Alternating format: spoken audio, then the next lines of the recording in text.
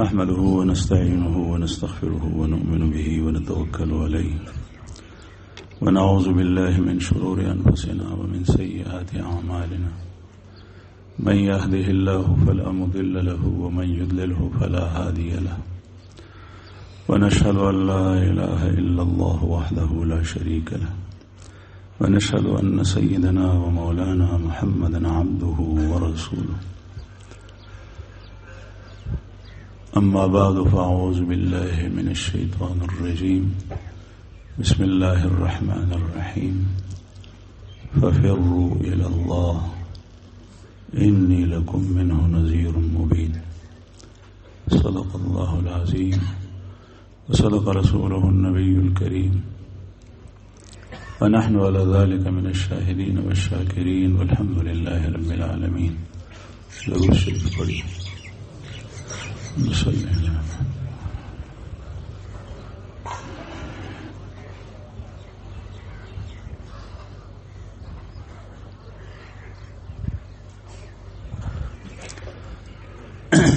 میرے معزز سامعین،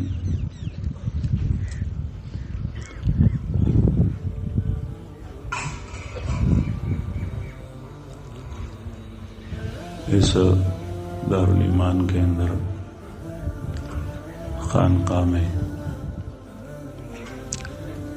دوسرے اعمال کے ساتھ ساتھ مسلسل بیانات بھی ہوتے ہیں. حضرت کے ارشادات اور دوسرے حضرات علماء کرام کے بیانات، ان بیانات کی حقیقت دوسرے جلسوں میں اداروں کے اندر جو بیانات ہوتے ہیں ان کی طرح نہیں، بلکہ اس کا مقصد یہ ہوتا ہے کہ ہم اس کو سن کر ان کو عملی جامہ پہنائیں. خصوصاً ایمان و تقوی کے اندر مسلسل بیانات ہوئے. اس سے مقصد یہ ہوتا ہے کہ ہمارا ایمان اللہ جل شانہ مضبوط کر دے اور تقوی کو ہماری صفت بنائے. اور یہ تب ہوگا جب ہم ہمت کریں اس کے لیے، اپنی حالت کو بدلیں. جس حالت کے اندر ہم گزشتہ عمر ہماری گزری اس سے ہم نکلے. تقوی ایسی صفت ہے کہ جس میں کسی درجے میں جا کر وہاں رکنا نہیں ہوتا بلکہ آگے بڑھنا ہوتا ہے. اور قرآن کریم کی آیات اس میں یہی آخری درجہ کے لیے بھی اللہ جل شانہ کی طرف سے ترغیباً یا بعض صورتوں کے اندر امر کی شکل میں، بعض میں خبر کی شکل میں اسی تک پہنچنے کے لیے اللہ جل شانہ حکم فرماتا ہے. ایک جگہ اللہ پاک کا ارشاد ہے، یا ایھا الذین آمنوا اتقوا اللہ حق تقاتہ ولا تموتن الا وانتم مسلمون. اے ایمان والو، اللہ سے ایسے تقوی اختیار کرو جس طریقے سے اس سے تقوی اختیار کرنے کا حق ہے، جس طریقے سے تقوی چاہیے. تو ہمیں ان حالات کو بدلنا پڑے گا. اس بیانات کا مقصد یہ ہوتا ہے جس حالت کے اندر ہم ہیں ہمت کر کے اس سے نکلے. چاہے کوئی ڈاکٹر ہے، کوئی انجینئر ہے، کوئی کسی کارخانے اور فیکٹری کے اندر ملازم ہے، کوئی مزدور اور افسر ہے، کوئی کسی اسکول کے اندر ٹیچر ہے، کالج کے اندر لیکچرر پروفیسر ہے، کسی مدرسے کے اندر مدرس اور استاذ ہے، کوئی عالم ہے، کوئی شخص بھی ہے، کوئی اس سے مستثنا نہیں. ہم اپنی حالت کو بدلیں، ہم ڈھیٹ نہ بنیں، ہم ہٹ درم نہ بنیں، ہمارے اندر نرمی ہو. یہ نہ ہو کہ ہم جو بات سنیں تو اس کو اوپر سے گزار دیں کہ یہ کسی اور کے لیے کہی گئی. نہیں، بلکہ خانقاہوں اور اس قسم کی اصلاحی مجالس اور خصوصاً دارالایمان، ان کے بیانات کی حقیقت یہ ہوتی ہے کہ براہ راست اس میں ہر شخص، چاہے وہ لوگوں کی نظروں میں کتنا بڑا آدمی کیوں نہ ہو، وہ مخاطب ہوتا ہے اور اس کی ضمیر اس بات کو محسوس بھی کرتی ہے. وہ سمجھتا ہے کہ یہ باتیں مجھے کہی جا رہی، اس لیے اس پر فوری عمل کرنے کی کوشش کی جائے. عام طور پر خانقاہ میں بیانات اس لیے ہوتی، یہ بہت نازک راستہ ہے، ہم نے اپنے مشائخ سے سنا ہے، بہت صاف ستھرا ہے، یہ معمولی گن کو بھی برداشت نہیں کرتا. جو اپنے دل کے اندر جو طلب اور تڑپ لے کر آئے تو اللہ جل شانہ اس ممبر و محراب سے، اس خانقاہوں سے، یہاں سے اس کے دل تک وہ بات پہنچا دیتا ہے. کانوں کے ذریعے سے وہ بات پہنچتی ہے، اس کے دل پہ پڑتی ہے، اور اس کو یوں جس طریقے سے کوئی کسی کے دروازے پہ دستک دیتا ہے، وہ بات اس کو دستک دیتی ہے. یہ اللہ جل شانہ کی طرف سے وارد ہے. چنانچہ بہت سارے حضرات ایسے جو کسی بھی دارالایمان میں آئے، یہاں پر آئے، کسی اور میں آئے، تو وہ ہر ایک سے جب پوچھا جائے تو وہ یہ کہتے ہیں کہ یہ بات تو مجھے بیان ہو رہی تھی، یہ چیزیں، یہ تو میرے اندر یہ خرابیاں ہیں، اور جو صفات اچھی بیان ہو رہی تھی یہ تو میرے اندر نہیں ہے. میرے اندر جس طریقے سے مجھے اس میں کہا گیا ہے کہ تو اپنے اندر اس کو پیدا کر اور تو اس کو نکال.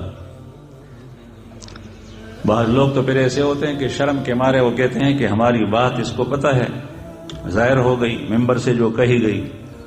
وہ بیچارے جہالت کی وجہ سے آتے نہیں، اور بعض ایسے ہٹ درم ہوتے ہیں کہ وہ اس مجلس میں بیٹھے رہتے ہیں دنوں، لیکن ان پر کچھ اثر نہیں ہوتا. کسے جنبت نہ میں جنبت، گل محمد نہ میں جنبت. کوئی ہلے یا نہ ہلے لیکن گل محمد تو ہلے گا نہیں، وہ تو اپنی جگہ پر پڑا رہے گا. اس کو اگر نیند آتی ہے اور اس کو کبھی حضرت کہہ دے کہ اشارے کی طرف سے، تو وہ نہیں اٹھتا، چاہے پوری دنیا ہل جائے، لیکن یہ نہیں، اس لیے کہ اس کی عزت کے اندر فرق آتا ہے. یہ بات دوسروں کے لیے کہی جا رہی ہے، ہماری ضمیر ہمیں جھنجھوڑتی ہے، ہم اس کو اوپر سے گزارتے ہیں. اس لیے چاہیے یہ کہ ان باتوں کے اوپر فوراً عمل کیا جائے. پچھلے زمانے کے لوگ وہ علم کے اعتبار سے کمزور تھے، لیکن ہم جب اپنے بڑوں سے واقعات سنتے ہیں تو میں خود یہ محسوس کرتا ہوں کہ ایمان میں وہ لوگ مضبوط ہیں، ایمان میں وہ لوگ مضبوط ہیں. یہ شرائط کی ایک شرح ہے نبراس، اس کے حاشیے میں ایک دفعہ دیکھ رہا تھا، اس میں ایک واقعہ لکھا ہے کہ کسی طریقے سے امام راضی رحمہ اللہ سے شیطان کی راستے میں ملاقات ہوئی، اور اس وقت ایک کسان کھیت سے آ رہا تھا، جو کھیت کے اندر جو ہے وہ کھیت کو پانی دے رہا تھا، وہ بخورم نہ سڑے رہا روان بڑی والے وقفے پکھٹو گندوے. تو یہ شیطان امام راضی سے کہتا ہے کہ تیرا ایمان مضبوط ہے یا اس شخص کا ایمان مضبوط ہے؟ اس نے کہا کہ میرا ایمان مضبوط ہے، اس لیے کہ میرا ایمان استدلالی اور تحقیقی ہے، اور اس کا ایمان تقلیدی ہے، اور تقلیدی ایمان سے تحقیقی ایمان مضبوط ہوتا ہے، میرے پاس دلائل ہیں. تو شیطان نے اس کو کہا کہ تیرے دلائل ایک ایک دلیل میں یوں اس کو توڑوں گا، اس پہ نقص وارد کروں گا، سارے دلائل تیرے ٹوٹ جائیں گے، پھر تیرے ہاتھ کیا رہے گا؟ اور اس شخص کے ایمان کو دیکھو.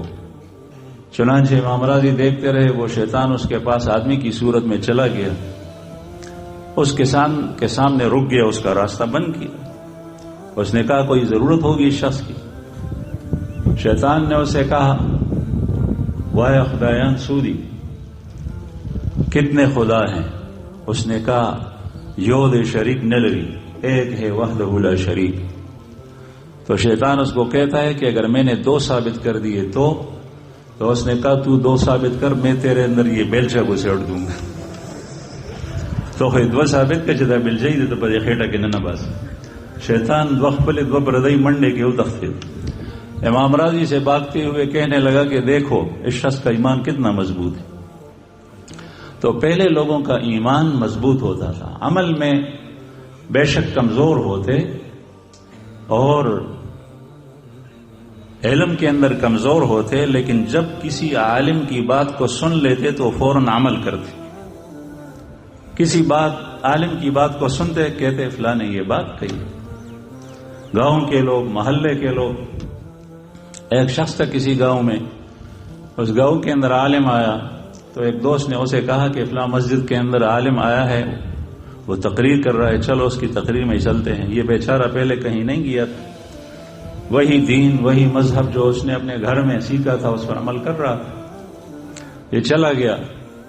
مولوی صاحب نے اپنے بیان میں ابو داؤد شریف کی ایک حدیث سنائی کہ رسول اللہ صلی اللہ علیہ وسلم کا ارشاد ہے کہ پیشاب ایسی جگہ کیا جائے کہ جہاں واپس چھینٹے آپ کے جسم کے اوپر نہ پڑے، اور اگر ایسی جگہ نہیں ہے فَلْيَرْتَدْ لِبَوْلِهِ، تو بول کے لیے کسی جگہ کو نرم کر دے، اس میں پیشاب کر دے. اس کا گاؤں وہ پہاڑی علاقہ تھا، زمین پتریلی زمین تھی، غریزہ علاقہ.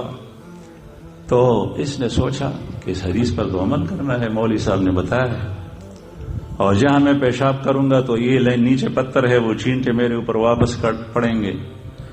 اس نے اپنی چادر کے ایک کونے میں ریت باندھ دی، 2 سیرا 3 سیرا دڑئی شگ بیزان سر گرزولا غوٹا، اور جہاں اس کو پیشاب کی ضرورت پڑتی تو وہاں اس ریت سے تھوڑا سا ڈال کے پھر اس میں پیشاب کرتا.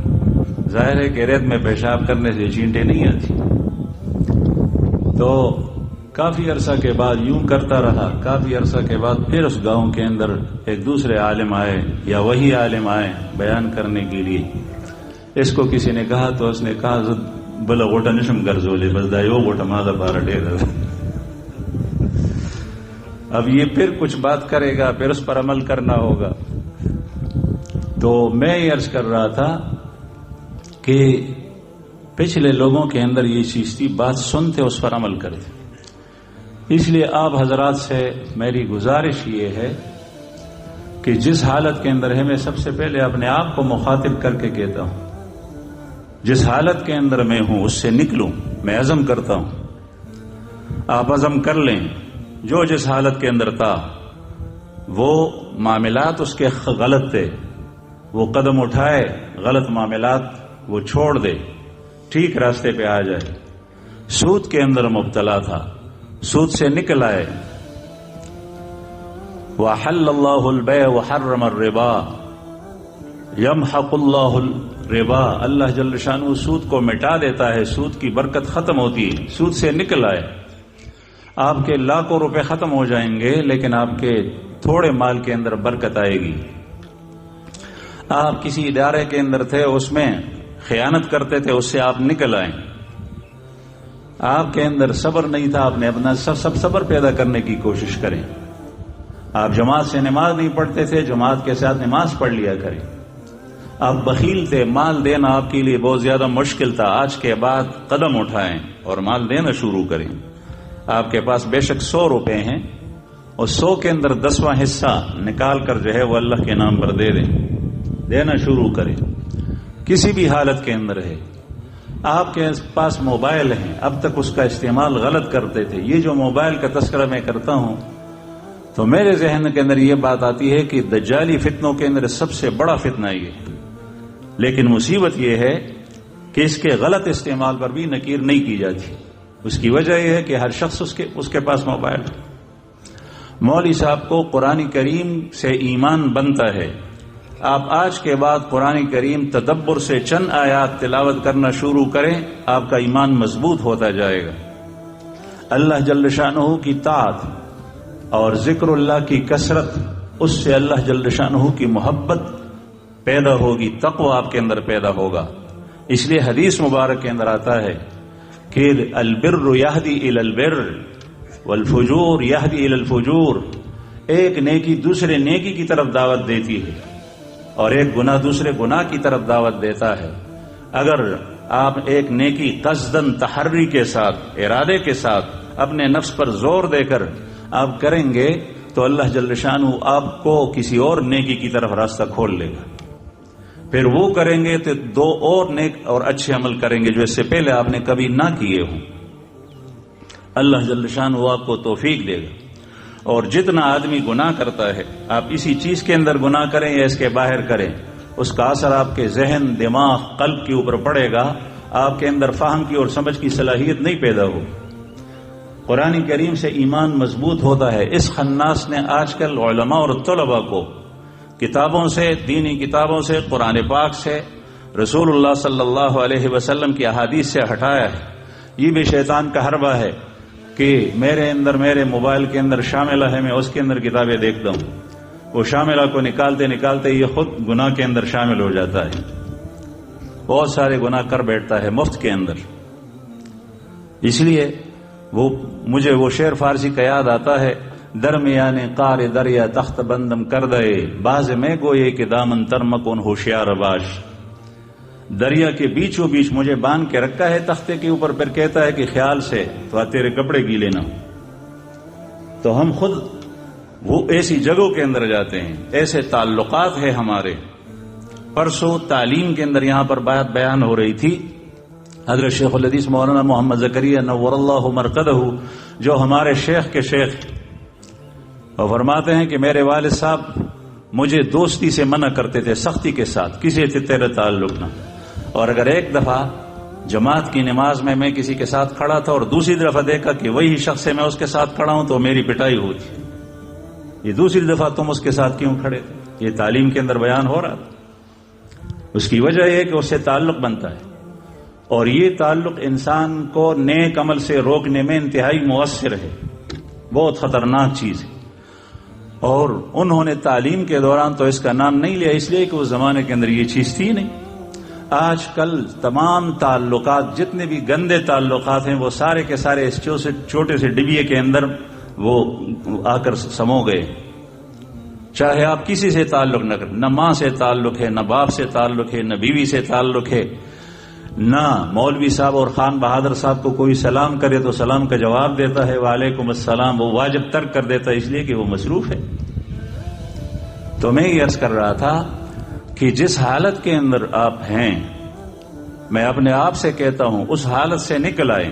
قرآن کریم میں اللہ پاک کا ارشاد ہے فَفِرُّوا إِلَى اللَّهِ فَفِرُّوا إِلَى اللَّهِ إِنِّي لَكُمْ مِنْهُ نَذِيرٌ مُبِينٌ. اللہ کی طرف دوڑو. علماء کرام سے میں درخواست کرتا ہوں کہ یہاں امشوا إِلَى اللَّهِ نہیں فرمایا، اللہ کی طرف چلو. اسعوا إِلَى اللَّهِ نہیں فرمایا، اللہ کی طرف جانے کی کوشش کرو، دوڑ لگاؤ. یہ نہیں فرمایا العدو والعدوان دوڑ کو کہتے نہیں. فروا إِلَى اللَّهِ. فرار کے اندر کیا ہوتا ہے؟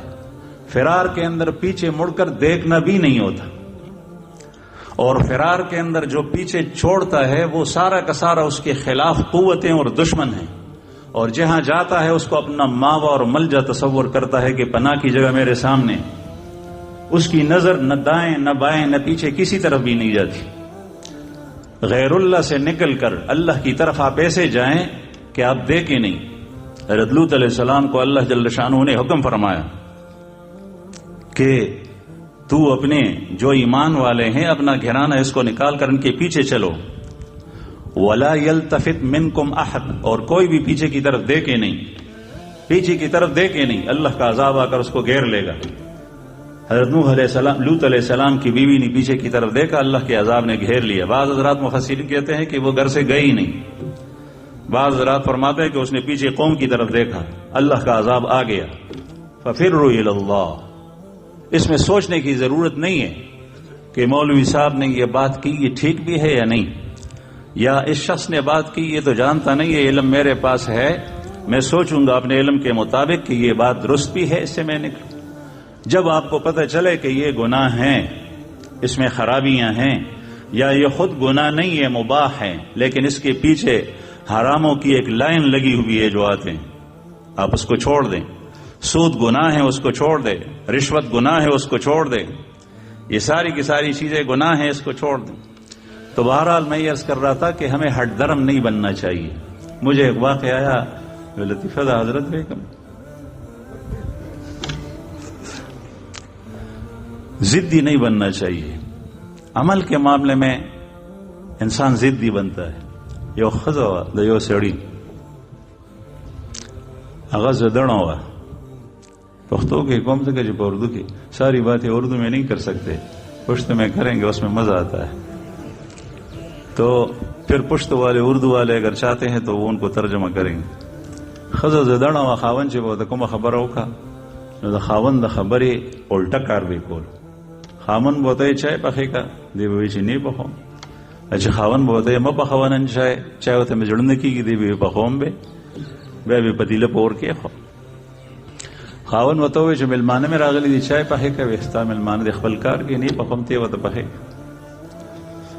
چې کوم یو خبره به خاون کول دی به داغه عکس کول. خاون د غریب ډیر تنگ شو, خسړیو یو ځل باران شه او په غرونو باندې د کلی په خوا کې خړ بایلو, په خړ کې ډېرې زیاتې اوبه راغلې وي. خلک تماشې ته تلل او دا خړ اوچ نور کله اوبه راغلې ډېرې زیاتې, نو خلک د اوبو تماشې ته تلل. نو دې ته دا خاون وایي چې خیال کو ګورې خړ ته لاړه نشي. نو دا وایي زمبې روانه شو. په کور کې سوندر غوی ولاړو, زه خو زمیندار یم, زمینداره کې باید خبرې کوم. سوندر غوی ولاړو مضبوط, وته وی چې خیال کو دا غوی بونځي, دا وته وی بوزم به چې دیم سیلو کی غویم روان کو پرانیستو چې خړ ته لاړ نو دا خاون وته شاته ناواز ورګي چې خیال کو یو بوت دا غوی دن نشي. ګرمي وا دا غوی جوړ کېدو نو غوی بوت دن نشو وی چې پرې د چې دن نشي چې دی یخ بیا دا اطلاع دیو ته وی چې راو پښ غوی پرې دا نو دی نور مغه جلب مضبوط کو د لاس نه تاو کو ځکه چې الټه چلی دا چې کله غوی منسته شو غوی په تاری شو دا د دې او بسر د پاسه وړې دی نو خاون ته आवाज ورکړ چې د غوی جلب کلک کا نو دی پرې خو چې څنګه پرې خو نو غوی خو وته دا وبو یوړ سو وخت سرخ کارېدو بیا ډوبه شو لاړه دا په دې طرف تلی د خاون د داسې منډي وای په خاون د چاوي چې هغه خدا سے لاړه دیو ته وی ټول عمر دا الټه چلی دا هغه په دې طرف روانه. میں عرض کر رہا تھا کہ اپنی حالت سے نکلنا چاہیے. انبیاء کرام صحابہ کرام ہمارے اکابر جب کبھی ان کو تنبیہ ہوتی, قرآن کریم میں رسول اللہ صلی اللہ علیہ وسلم کو اللہ جل شانہ کا ارشاد ہے. اللہ پاک نے ارشاد فرمایا اگر آپ شک میں ہیں تو ان لوگوں سے پوچھو جو آپ سے پہلے کتاب والے گزرے ہیں. آپ صلی اللہ علیہ وسلم کے زبان مبارک سے نکل لا اشک ولا اسأل, لا اشک ولا اسأل, نہ تو میں شک کرتا ہوں اور نہ میں کسی سے پوچھتا ہوں.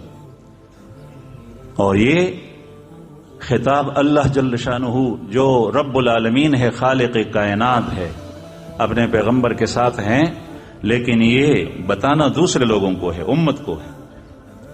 تم لوگوں کو یہ شک ہے کہ یہ قرآن کریم اللہ کا کلام نہیں ہے تو ان سے پوچھے, ان کی کتابوں کے اندر اس کا ذکر ہے, تورات کے اندر اس کا ذکر ہے, اس کا تذکرہ ہے, رسول اللہ صلی اللہ علیہ وسلم کا تذکرہ ہے, آپ صلی اللہ علیہ وسلم کی صفات کا تذکرہ ہے, آپ کے حلیے مبارک کا تذکرہ ہے, آپ کے صحابہ کرام کا تذکرہ ہے. یہ سب کچھ اس کے اندر موجود ہے. تو یہ امت کے لیے ہے, لیکن رسول اللہ صلی اللہ علیہ وسلم کے اندر عاجزی حد درجے کی.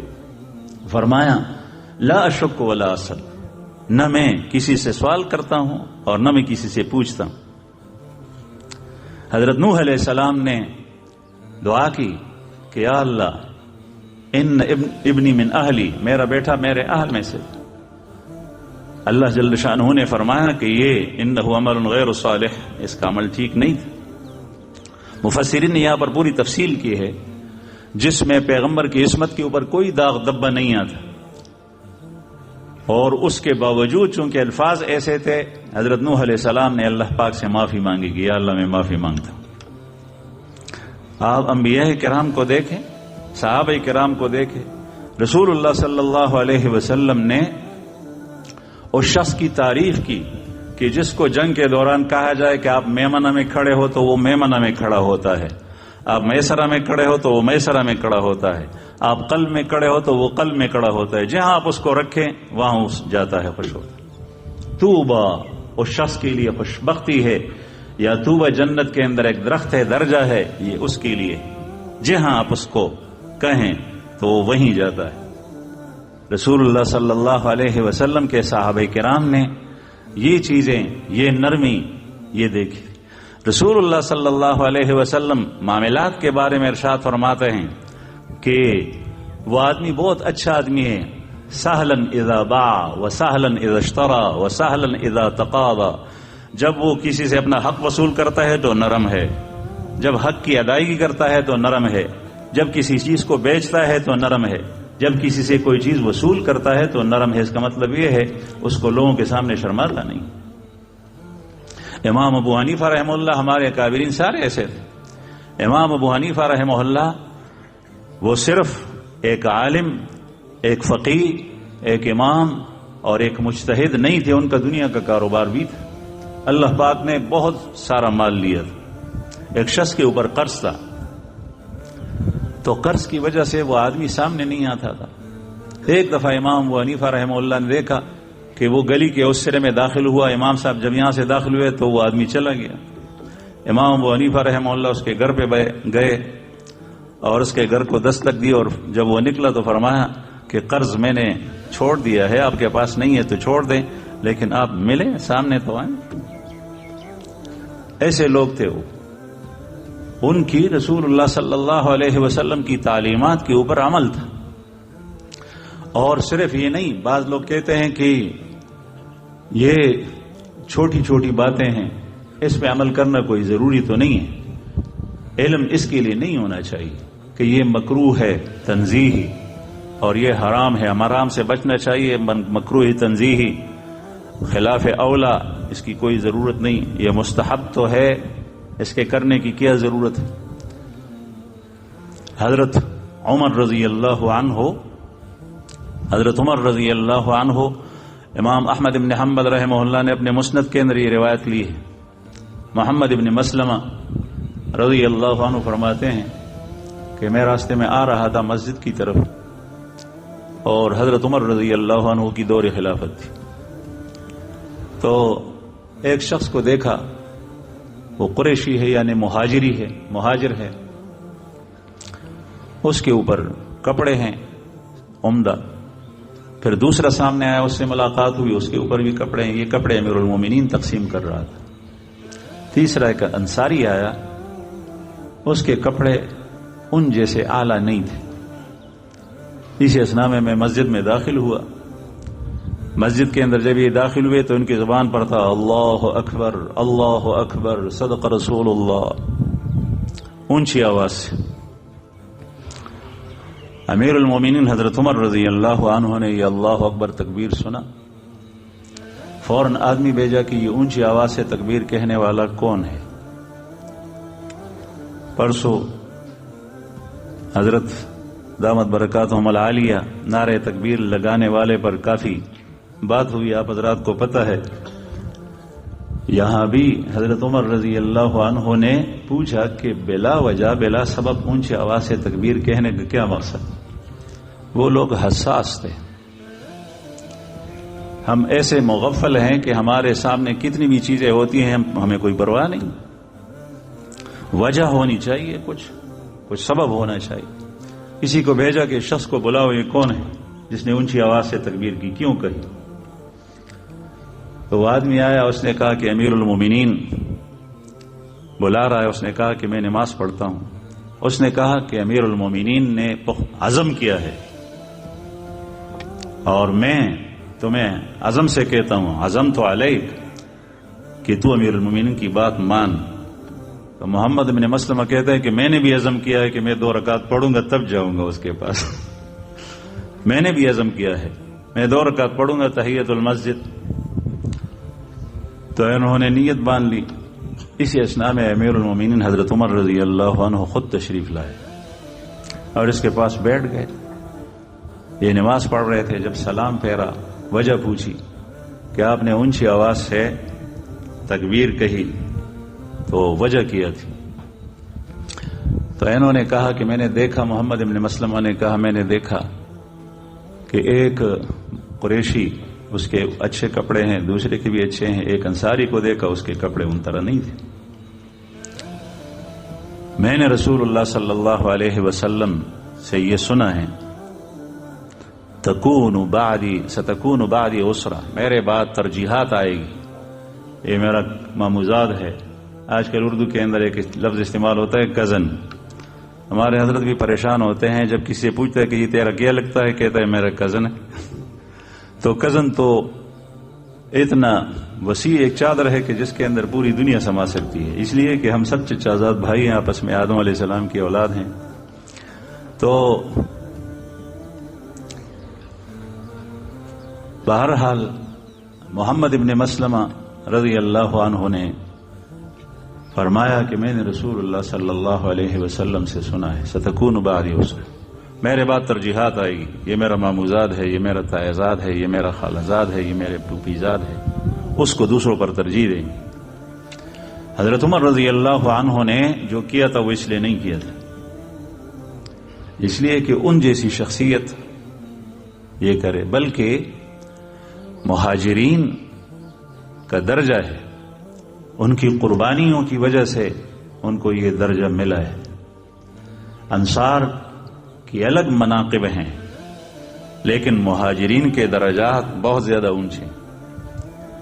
اس لیے حضرت عمر رضی اللہ عنہ نے اس طریقے سے کیا ہوگا, لیکن باوجود اس کے جیسے محمد ابن مسلمہ نے رسول اللہ صلی اللہ علیہ وسلم کی حدیث سنائی, امیر المومنین کے آنکھوں میں آنسو آئے, روئے اور اپنے کیے پر استغفار کہا کہ میں اللہ سے معافی مانگتا ہوں, مغفرت طلب کرتا ہوں کہ اللہ پاک مجھے معاف کر. آپ اندازہ لگائیں یہ وہ شخص ہے کہ جو انتہائی سخت ہے, اور ان کی سختی کا اندازہ رسول اللہ صلی اللہ علیہ وسلم کی احادیث مبارکہ سے ہوتا ہے. دوسرا واقعہ یاد آیا, محمد بن الحنفیہ رحمہ اللہ معلق روایت کرتے ہیں, زوائد الحسمی کے اندر بھی ہے, مسند احمد کے اندر بھی ہے. وہ فرماتے ہیں کہ رسول اللہ صلی اللہ علیہ وسلم ایک دفعہ اپنے کسی حجرے سے یعنی گھر سے باہر تشریف لائے اور دروازے کے پاس بیٹھ گئے, اور آپ صلی اللہ علیہ وسلم کی حالت جب ایسی ہوتی تھی تو کوئی قریب نہیں جاتا تھا جب تنہا بیٹھتے, سوائے اس کے کہ جس کو آپ صلی اللہ علیہ وسلم بلائے, کوئی نہیں جا سکتا تھا. نبی کریم صلی اللہ علیہ وسلم نے تھوڑی دیر کے بعد ارشاد فرمایا ابو بکر کو بلاؤ. ابو بکر کو لے آئے. ابو بکر صدیق رضی اللہ عنہ کے ساتھ کچھ راز کی باتیں کرنے لگ گئے, مشورے جیسے جو دوسرے لوگ نہیں سمجھتے تھے, دور کھڑے تھے. کافی دیر تک باتیں ہوئی, کسی نے کچھ سنا نہیں کہ کیا کہا اور کیا سنا گیا. پھر ارشاد فرمایا کہ عمر کو بلاؤ. چنانچہ عمر کو بلایا گیا. حضرت عمر رضی اللہ عنہ صدیق اکبر کے پاس بیٹھ گئے, نبی کریم صلی اللہ علیہ وسلم کے سامنے. پھر اس سے باتیں ہوئی. اچانک عمر کی آواز اونچی ہو گئی. عمر نے کہا ہم رؤوس الکفر یا رسول اللہ, اما قالوا لک انک ساحر او کاہن او شاعر او مجنون. یہ کفر کے سرغنے ہیں, کیا ان لوگوں نے تمہیں نہیں کہا کہ تو مفتری ہے, کذاب ہے, جھوٹا ہے, ساحر ہے, جادوگر ہے, شاعر ہے, کاہن ہے, مجنون ہے؟ یہ الفاظ آپ کی شان میں نہیں کہے. یہ اونچی آواز سے کہا. جب یہ بات ہوئی تو یہ سب لوگوں نے سنی. اس کے بعد رسول اللہ صلی اللہ علیہ وسلم نے حضرت ابو بکر صدیق رضی اللہ عنہ ایک طرف بیٹھے تھے اور حضرت عمر رضی اللہ عنہ دوسری طرف بیٹھے تھے. نبی کریم صلی اللہ علیہ وسلم نے ابو بکر صدیق رضی اللہ عنہ کو دیکھ کر ارشاد فرمایا ان ابراہیم کان علیا فی اللہ من السمن فی اللبن. ابراہیم اللہ جل شانہ کے بارے میں ایسے نرم تھے کہ اس گھی سے بھی زیادہ نرم تھے جو گھی دودھ میں ڈالا جائے. گھی دودھ کے اندر ہو جس طرح وہ نرم ہوتا ہے تو ابراہیم اس سے زیادہ نرم تھے. وَإِنَّ نُوحًا كَانَ أَشَدَّ فِي اللَّهِ مِنَ الْحَجَرِ. اور نوح علیہ السلام اللہ جل شانہ کے لیے وہ پتھر سے زیادہ سخت ہے. اس لیے فرمایا کہ یا اللہ لا تذر علی الارض من الکافرین دیارا، زمین کے اوپر کسی کافر کو بھی نہ چھوڑ. اور یہ بغیر اللہ کی اجازت کے نہیں تھا، لیکن یہ بات اللہ پاک نے اگلوائی اور حضرت نوح علیہ السلام کی زبان مبارک سے کہلوائی. یہ اللہ جل شانہ جس کی طبیعت کسی طرح بنائے. یہ حضرت عمر رضی اللہ عنہ سے دیکھ کر کہا، جس میں اشارہ تھا کہ ابو بکر صدیق نرم ہے. اس لیے خطبے کے اندر حضرات علماء کرام آپ کے سامنے خطبے کے اندر کہتے ہیں کہ ارحم امتی بامتی ابو بکر واشدہم فی امر اللہ عمر. وہ سختی تھی عمر کے اندر، لیکن وہ سختی اللہ کے لیے آ کر نرم ہو جاتی تھی، اور سختی کا ظہور اور مظہر وہ اللہ کے لیے ہوتا تھا. اس دین کے اندر متضاد صفات کی گنجائش ہے، لیکن اس کا موقع الگ الگ ہو. سختی بھی کریں آپ، لیکن وہ سختی اللہ کے لیے ہو. اس لیے میدان جنگ کے اندر کسی کافر کے سامنے آ کر آپ یوں نہیں کہتے کہ او دترور جو بخیر علیہ، بلکہ اس کو جو ہے وہ مارتے ہیں، اس پر وار کرتے ہیں، اس پر تلوار چلاتے ہیں، اس کو گولی سے مارتے ہیں، اس کے چیتڑے اڑاتے ہیں. اور جب کبھی آپ کا بھائی آپ کے سامنے آتا ہے تو اس کے ساتھ نرمی کا معاملہ کرنا چاہیے. والذین معہ اشداء علی الکفار رحماء بینہم. رسول اللہ صلی اللہ علیہ وسلم کے صحابی وہ کافروں کے مقابلے میں سخت، اس لیے کہ اللہ جل شانہ اس سختی کو پسند کرتا ہے. اس سختی کو اللہ پسند کرتا ہے. نبی کریم صلی اللہ علیہ وسلم کے صحابی پہلوانوں کی طرح میدان میں کافر کے مقابلے کے لیے نکلے. جس طریقے سے پہلوان ہوتے اور انتہائی تکبر اور غرور سے چلتا ہو اپنے کاڑے کے اندر، آپ صلی اللہ علیہ وسلم نے ارشاد فرمایا کہ یہ چلنا اللہ کو ناپسند ہے، لیکن اس وقت اللہ تعالیٰ کو بہت زیادہ پسند ہے. یہ شدت کا وقت ہے. تو بہرحال میں عرض کر رہا تھا کہ آپ حضرات جو چلے میں آئے ہیں یا اس عشرے کو آئے ہیں، اعتکاف کے لیے آئے ہیں، یا رمضان کے شور میں جو حضرات آئے ہیں، تو آپ سے درخواست ہے کہ آپ اپنی حالت کے اندر تبدیلی لائیں. آپ پہلے حالت سے نکل آئیں، قدم اٹھائیں. اور اللہ جل شانہ جب بندہ اللہ کے لیے قدم اٹھاتا ہے تو پھر اللہ جل شانہ اس کو ہاتھوں ہاتھ لیتا ہے، پھر اس کو گرنے نہیں دیتا. پھر نصرت آئے گی اللہ جل شانہ کی طرف سے آئے گی، اور پھر اللہ جل شانہ کے وعدے دنیا کے اندر سرخ روئی کے، رحمت کے، مہربانیوں کے، انعامات کی بارشیں جو ہوتی ہے وہ اس پر ہوتی ہے کہ انسان پورا کا پورا اپنے آپ کو اللہ کے حوالے کرے.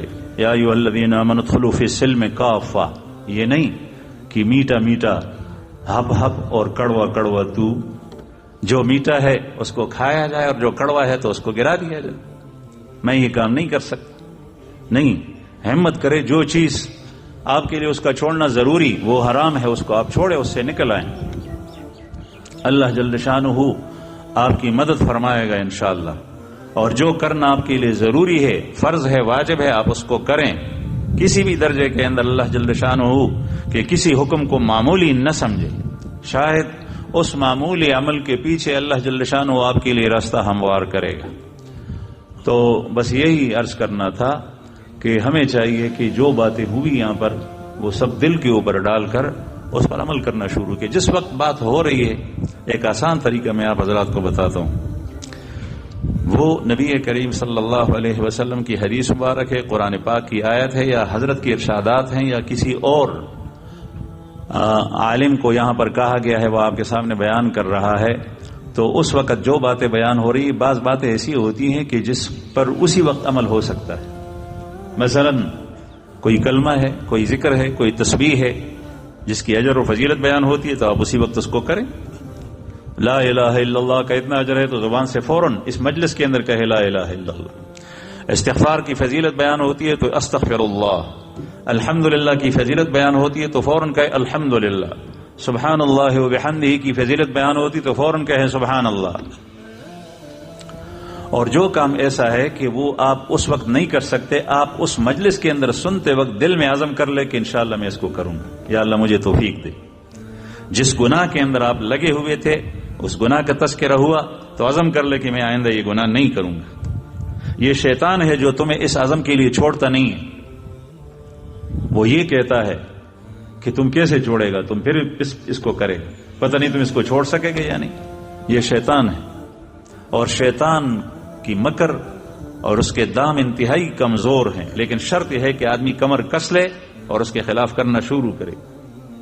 تو جو چیزیں ایسی ہیں کہ جو گناہ سے تعلق رکھتی ہیں آپ عزم کر لے کہ آئندہ میں اس طریقے سے نہیں کروں گا، یہ بیان ہوا بس میں نہیں کروں. پھر اس کے بعد جا کر ہمت کر لیں، اللہ تعالیٰ توفیق دے گا. اللہ پاک ہمیں اچھی باتوں پر عمل کرنا نصیب فرمائے. وآخر دعوانا